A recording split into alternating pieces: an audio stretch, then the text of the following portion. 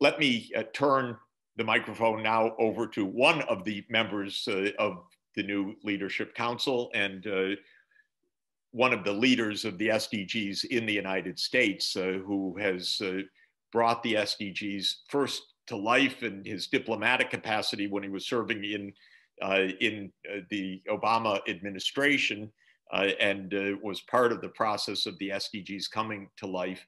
And now as a senior fellow at the Center for Sustainable Development at the Brookings Institution, is bringing the SDGs to cities across the United States. This is Tony Pipa.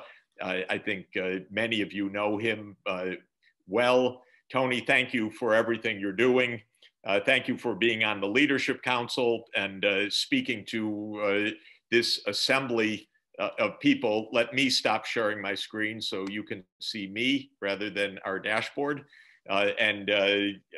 We really are eager to hear your guidance and your words to the member institutions as we get started in our meeting. So over to you. Thank you, Jeff, and it's really a pleasure to be here. It was wonderful to be part of the Leadership Council meeting last week, and thank you for convening that. And it's great to be part of this gathering and just to continue the momentum going forward. Because I think there is a lot of, so thank you for having me. And I think there's a lot of opportunity for momentum here, especially given the new administration and given the opportunity that it presents with the kinds of things that they want to focus on domestically and how we think about the SDGs providing a framework to make that progress that they're looking to make domestically.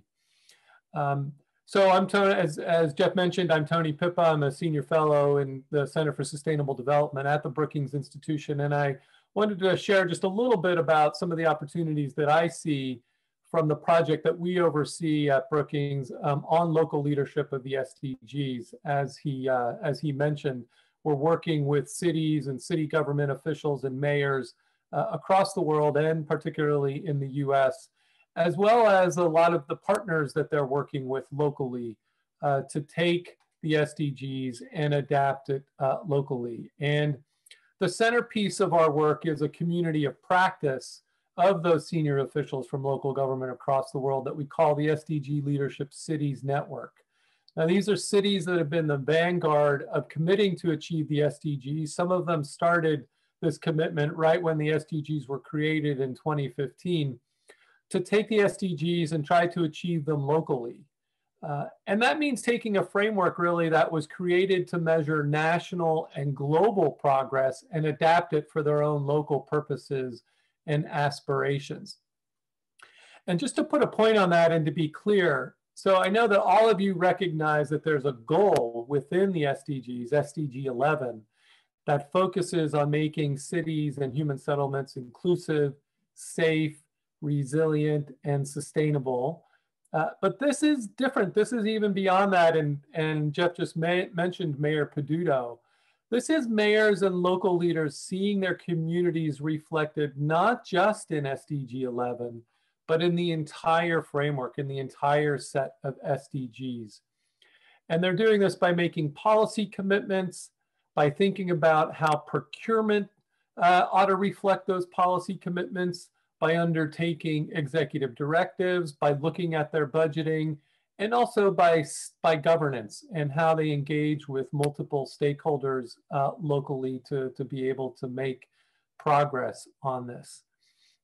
What's powerful to our minds, and one of the reasons why we've been working with these sets of cities, is that it helps take the SDGs from what can seem sometimes abstract or high level in terms of the goals and the measurements, especially if you're at a national or even in an international organization. So you can take what seems abstract and really bring it down to some concrete, practical realities and solve specific problems in specific places for specific people to improve their lives. And I think we've seen an enormous amount of innovation and practical application at the local level that's really exciting and brings the SDGs to life. Just a few things that I would say that's been powerful about this movement. So the New York City was the first city in the world to undertake what you'll hear more about over the course of the next couple of days, a voluntary local review. So they took the concept of what nation states do at the UN, a voluntary national review, where it's their benchmark on progress that's happening in their country. And New York, you know, being the UN, the host to the UN, understood that when they were doing their One NYC strategy right at the time of 2015, when the SDGs were being created, that it had a lot of, it reflected to a great deal the aspirations and the metrics actually that were in the SDGs. And so they aligned their strategy to that and then said, well, if we've done that, we should be able to show what sort of progress that we're making. So they did that, and they created a movement now that, and they've been promoting a declaration to get cities and local governments from across the world to sign up, and now have more than 200 signatories to their declaration to align to the SDGs and to undertake a voluntary local review. Those are helping also expand, I think, the definition of sustainability and how people in their communities think about what's sustainable. Generally, you know, it speaks to people around taking action on climate change and also to environmental sustainability and protecting biodiversity. But it also has implications within the SDGs around issues of inequality and equity and things that are very at the sides of the human dimension around poverty and education. And it's been a tool by which cities can speak coherently about the kinds of things that they are trying to achieve on all of those particular issues and to bring it all in one package. So you have Los Angeles talking about their commitment to ending homelessness over 10 years, as well as the incredible action that they're taking to become carbon neutral and to take action through their sustainability plan on the Green New Deal that they've outlined.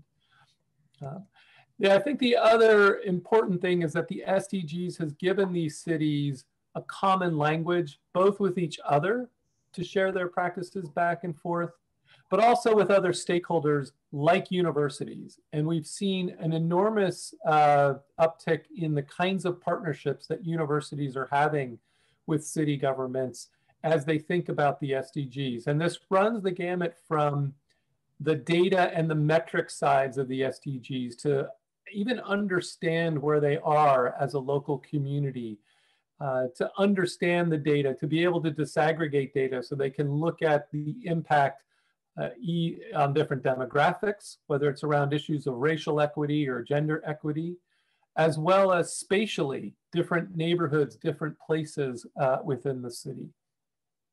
It's enabled them to work with students and faculty on what are the highest impact policy interventions to get at some of the commitments that they're making or the aspirations that they want to achieve.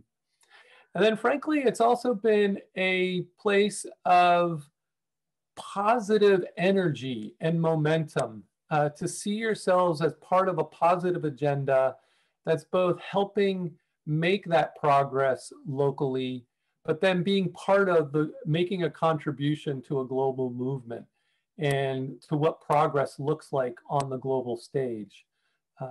And to bring the intellectual capacity of the university to the city where, you know, sometimes city government can feel fairly mundane because you're wanting to make sure that the trash is picked up and the potholes are filled and that things are working. And you don't have the time to do the deep kind of analysis of what it would take to decarbonize, for example.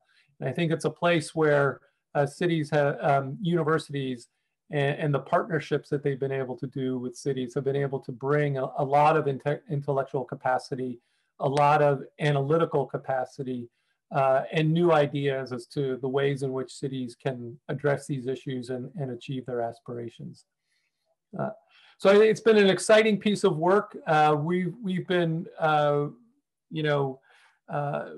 we've been excited to be part of what's been happening globally on the movement to make progress locally. And we've seen a great deal of leadership at the local level in the United States, especially in the time since the SDGs, when there's been, the national government has been fairly absent. But you've had mayors like Mayor Peduto, like Mayor Garcetti, like Mayor de Blasio and Mayor Dyer in Orlando. You've had the state of Hawaii and 4 mayors there actually working together to make progress on what they call the Aloha Plus Challenge, which is aligned to the SDGs. And we've seen a lot of interest in cities from Seattle down to Miami-Dade about what the SDGs mean and what it can mean for the kind of progress that they can make at the local level.